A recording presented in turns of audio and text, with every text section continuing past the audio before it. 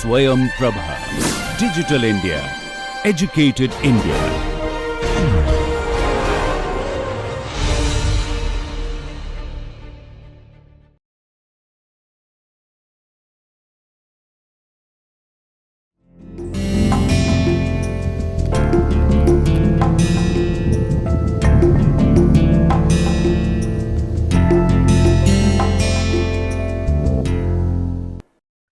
Welcome to yet another lecture on brand positioning and repositioning. You may recollect that in the last lecture we have mentioned that this activity of brand positioning and repositioning is often considered as equivalent to the entire brand management activity or process, and often people say that brand management is nothing but doing the positioning exercise and repositioning exercise. If you are a brand manager, when you become a brand manager, you would perhaps realize that there is a large amount of truth in this statement, because most of the time you would be doing this exercise. In the previous class, we have shared some examples of brand repositioning exercise. Particularly, if you recollect, we shared the example of the Times of India, of Idea Cellular, and a wine brand called Dom Perignon. Today, I am going to share one more example, which is a rather comprehensive exercise that this brand had undertaken to reposition itself. I will take you through this process in a little detail, because a large number of you who are doing this course on brand management, you are perhaps doing your MBA, and after MBA you would be working in an organization. It is also possible that many of you are actually working in an organization right now, and this you may find useful, especially because a large number of companies today are in the service industry. Even if it is a product company, they are trying to convert that product into a service. You may here recall our discussion on productization of services and servitization of products. So, in this context, this example becomes particularly relevant to a large number of professionals and students who are going to pursue a career in brand management.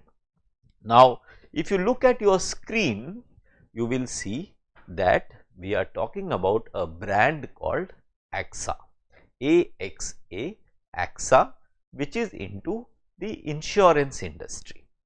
Now, in India, we may know it as Bharti AXA, but today we are not talking about its Indian counterpart, we are talking about the European original company called AXA. Now, this is the year about 2001-2002 when a new CEO joined AXA, and he wanted AXA to become one of the largest insurance companies in the world. Now, this is a truth with all CEOs. All CEOs want their company to become big, and if possible to become the biggest, and this person was no exception. He wanted his brand AXA, he wanted his company AXA to become one of the largest insurance company in the world, and he took many initiatives in this direction so that his company can become bigger. But he was faced with some challenges. The first challenge that he encountered, or one of the challenges that he encountered, which made him see red, and that challenge was that every year they were adding 4 million customers. However, out of 4 million, 3 million were new customers.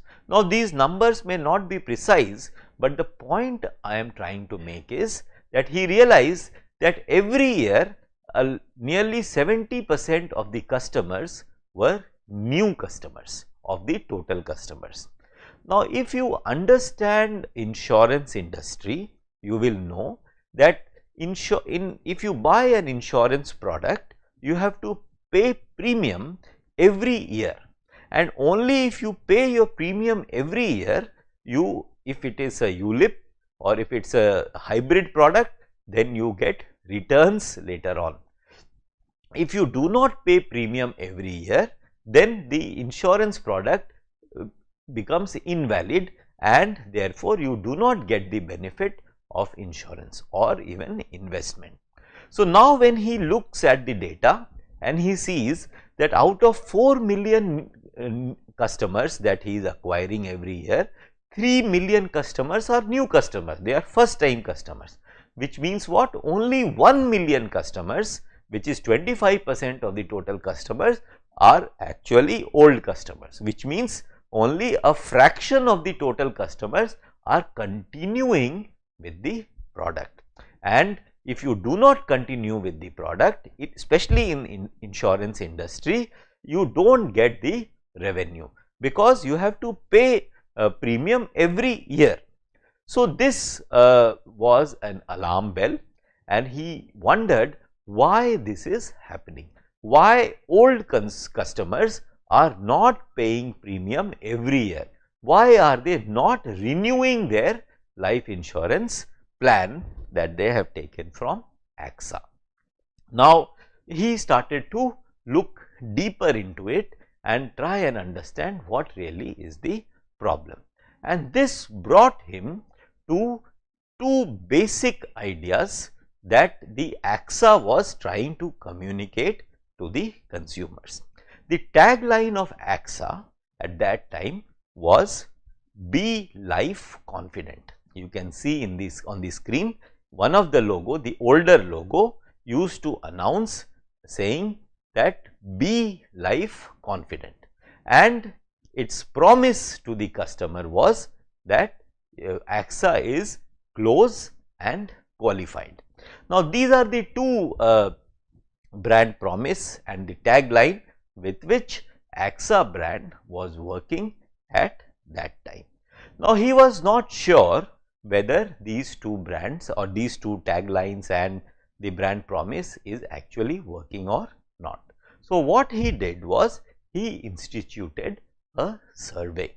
In that survey, the customers, all its existing customers, were asked, what do you think about these two statements, "Be Life Confident" and "Close and Qualified"?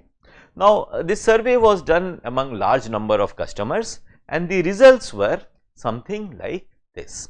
Most people said that they do not really understand what is the meaning of "Be Life Confident."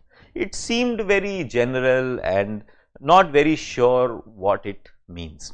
And "Close and Qualified," what they said was that while it is true that when the salesperson of AXA come to the customer and they try to sell the product, at that time they seem to be quite qualified, the way they are explaining the product and the way they are explaining the benefits that the customer will get over a long period of time.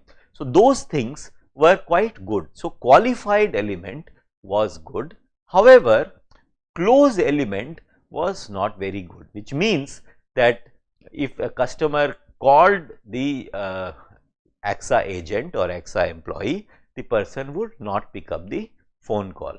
Even if they pick up the phone call, they would say, "I will call you back," and then they will never call back. So, the professionalism, the attention that the customers expected from employees was something that they were not receiving.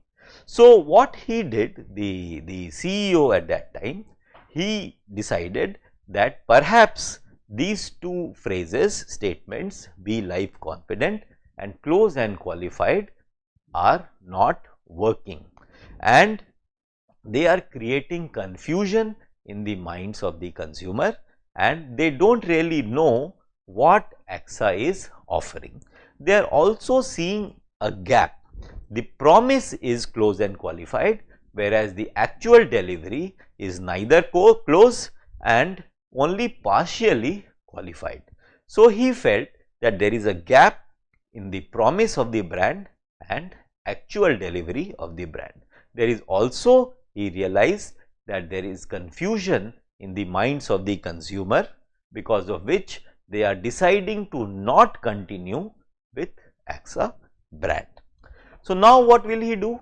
He decided that let us change these two statements, and for that what he did was he did a survey. This time the survey was done only among the employees and not among the customers.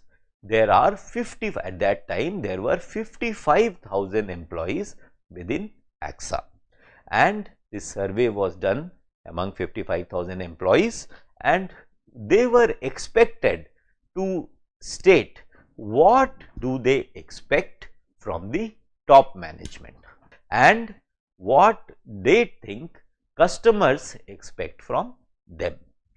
So, all of them were asked to use words that will indicate what really they expect from top management and what they think customers expect from employees of AXA. And this way, when they analyze the response of 55,000 employees, what they got was 21 words which indicated towards the expectations that the employees have from the top management and what employees think that the customers want from AXA employees. So, out of those 21 words, again a survey was done, and in that survey among the top management and others, they identified 3 words which was common or which was which appeared in highest frequency, greatest frequency, and those 3 words were chosen. Those 3 words were, as you can see in the slide, available, attentive and reliable. Now, the CEO thought that these 3 words addresses the problem created by the first 2 statements, which was be life confident and close and qualified. So, what he said was that employees expect from the top management the same thing that customers expect from employees of AXA, and that is something very simple, which is being available, being attentive and being reliable. What does it mean? It means that when someone makes a phone call, you must pick up the phone. When someone is speaking to you on phone or in person, you must be attentive and listen to them, and then when you present a solution, you should be reliable about it. Your solution should be reliable and you should get back if in case you are not able to present your solution immediately.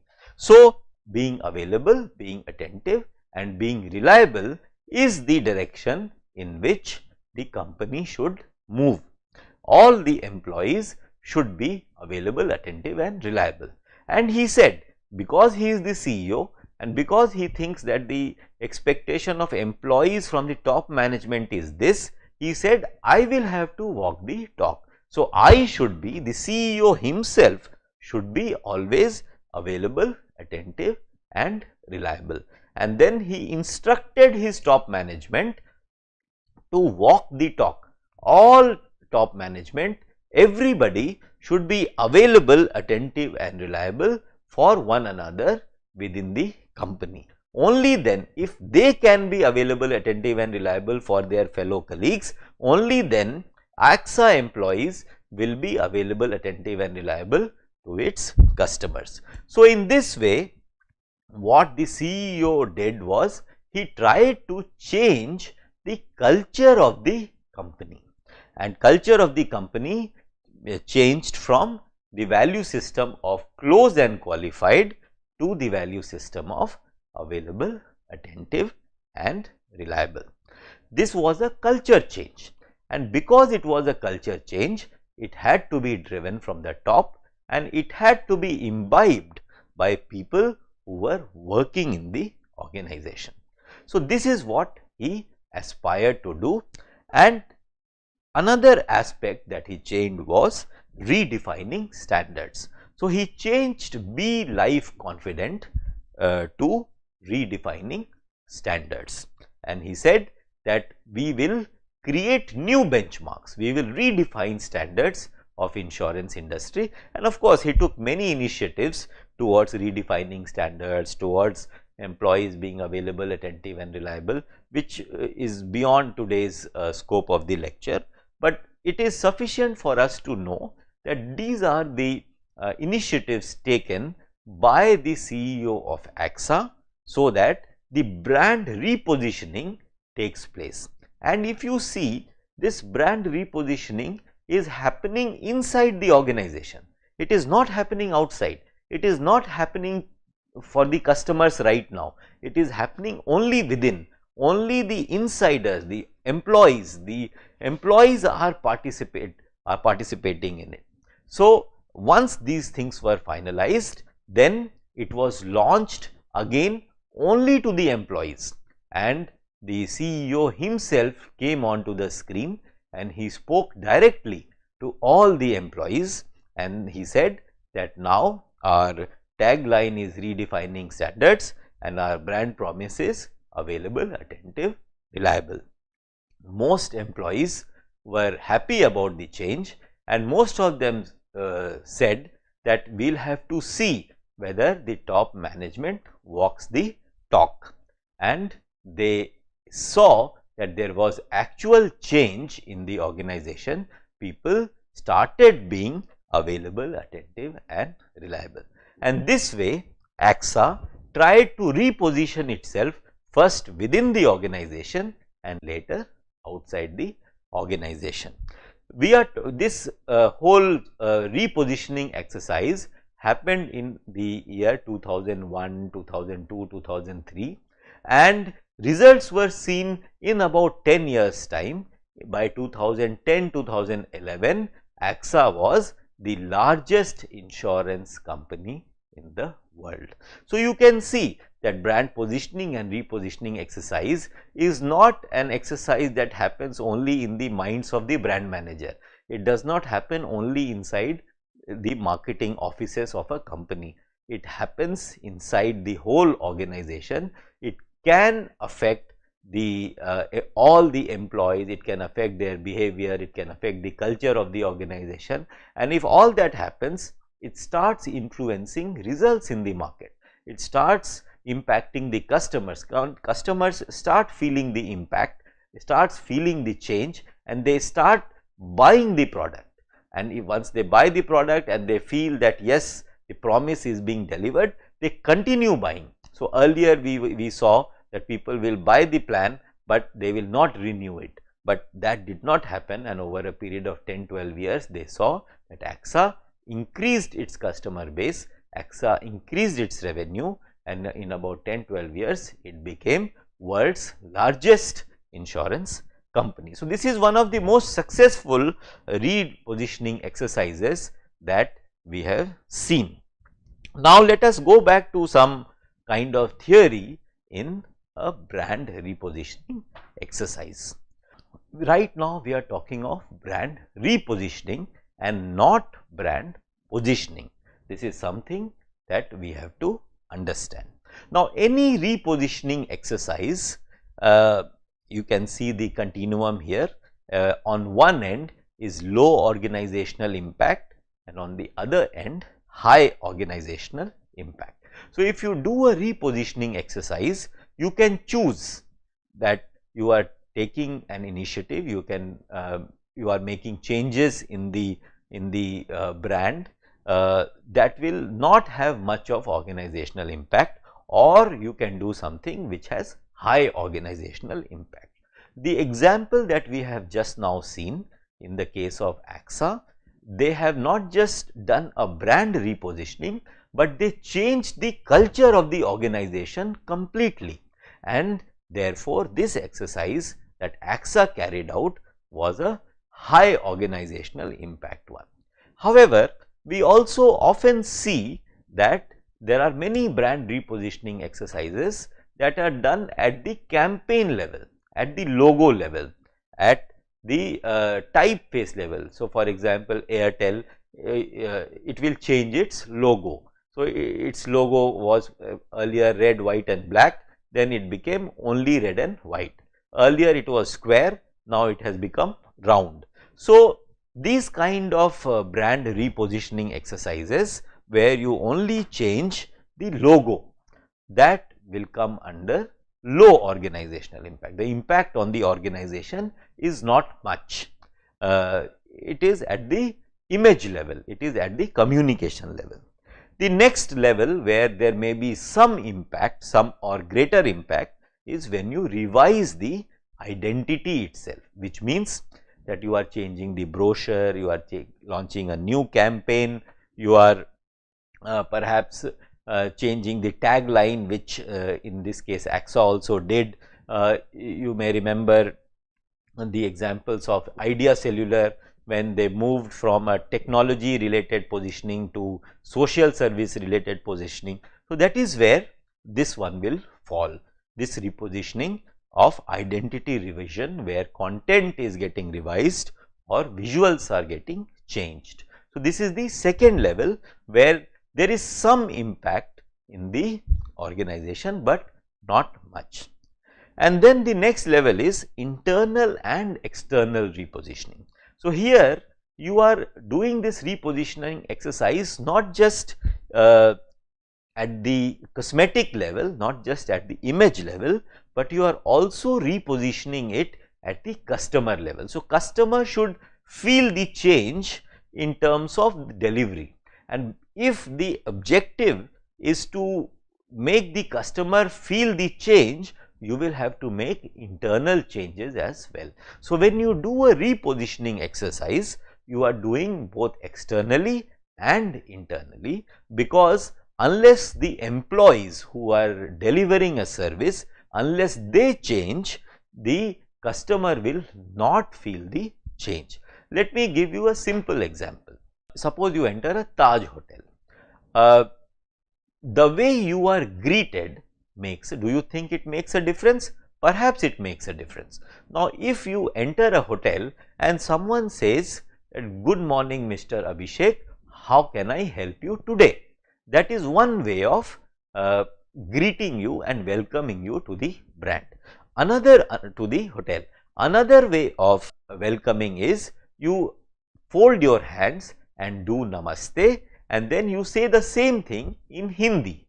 Now, if a brand wants to take a more cultural outlook and it wants to reposition itself as a more culturally rooted brand, then it would probably shift from English to Hindi, and from a gesture where there is a bow or there is a handshake, you move to namaste.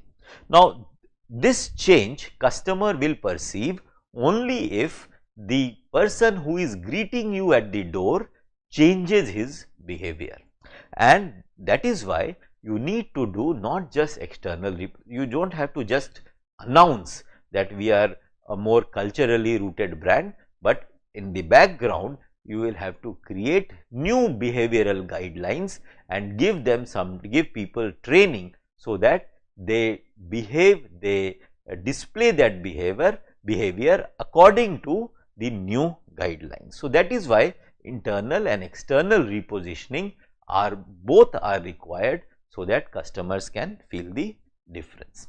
Next level of repositioning is organizational restructuring in line with new identity.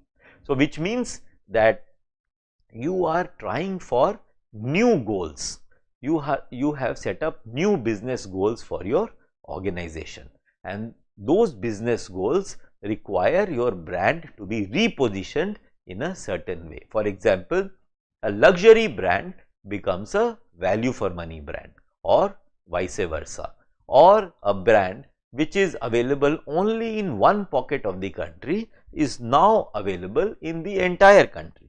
So, many such changes can happen, and if you have to make sure that the delivery happens as per your new business goal, you will have to do internal organizational restructuring, and that restructuring should be in accordance to the new business goal and the new identity that you have decided for your brand. So, for example, if a regional brand becomes a national brand, you will have to train your employees, you have to create departments, you have to create structures in such a way that it reflects the national aspiration of your brand.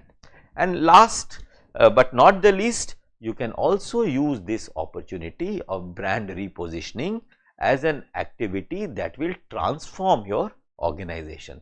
In this case of AXA, we saw that the whole AXA brand and whole AXA organization got transformed because there was a culture shift.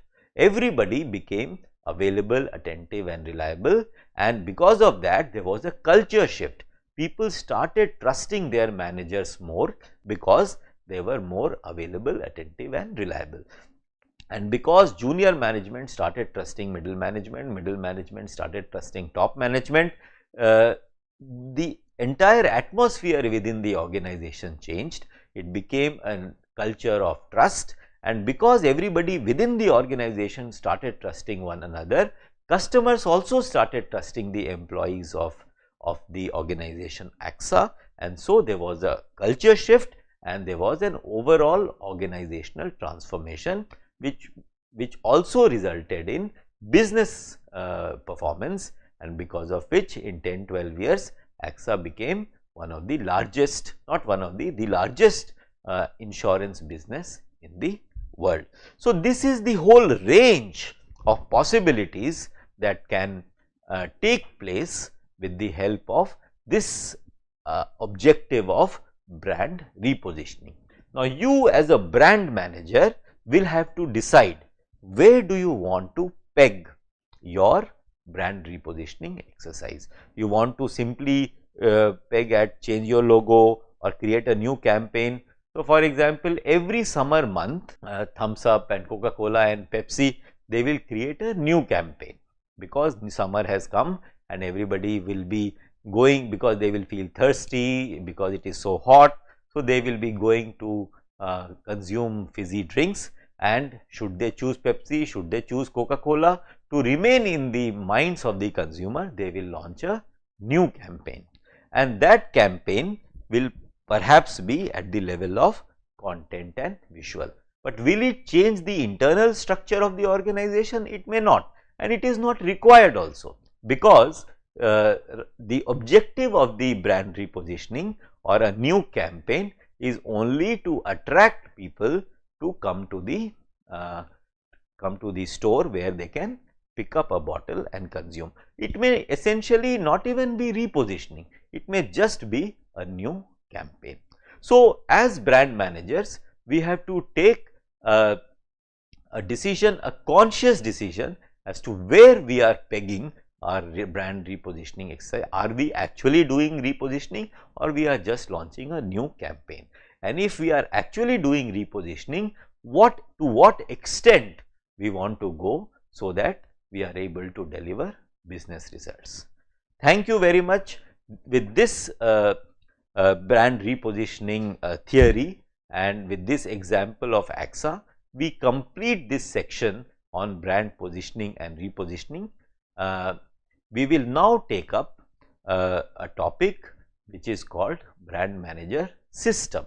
How brand manager system has evolved with time in America, in Europe, and later on in the whole world.